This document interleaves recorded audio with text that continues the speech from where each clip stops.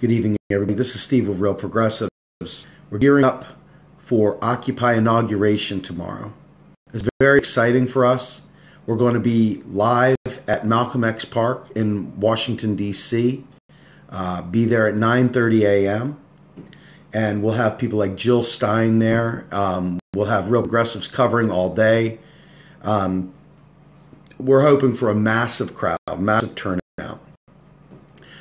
But I want to be clear. I see an awful lot of hand-wringing, an awful lot of bloviating, a lot of freaking just getting maniacal about what's going on. And people have forgotten exactly how bad Hillary Clinton is.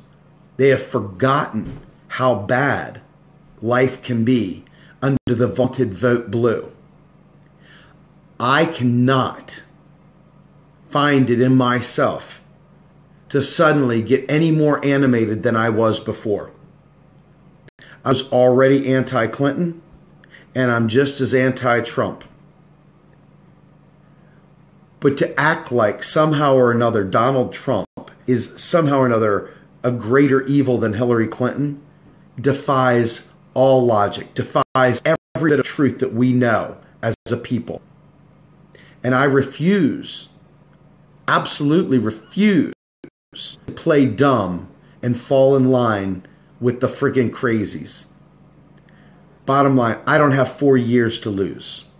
So it's up to progressives to take this opportunity and frickin' go roughshod over the establishment, go roughshod over the Republicans, go roughshod over the friggin' corporate Dems, and stop acting like any one of them is any better than any others. Folks, none of them represent us. Do you get this?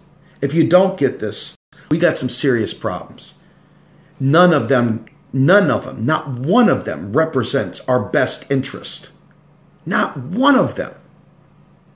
So why in God's name would you try and elevate like somehow or another, now you got to turn it up a notch?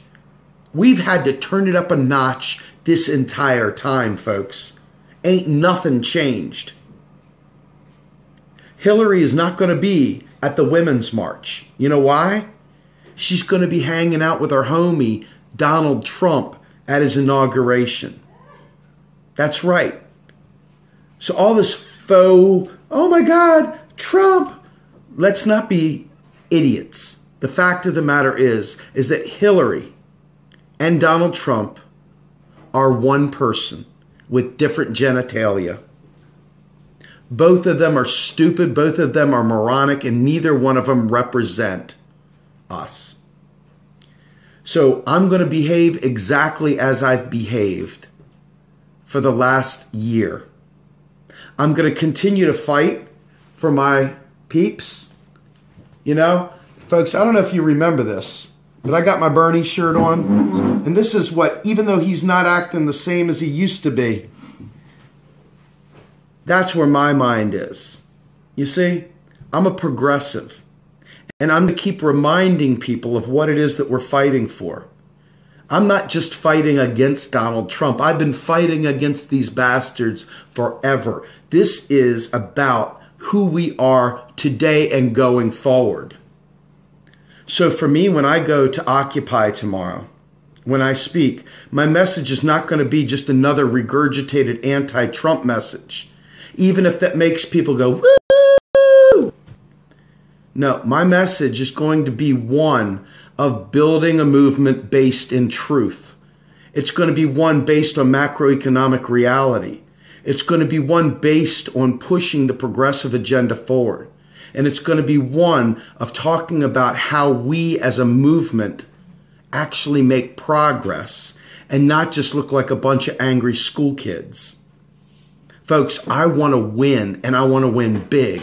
And the only way to win and win big is to have a plan, to have a mission, to have things you stand for, not just against. That's where my head's at. So don't give me this shit about Donald Trump being worse than Hillary Clinton.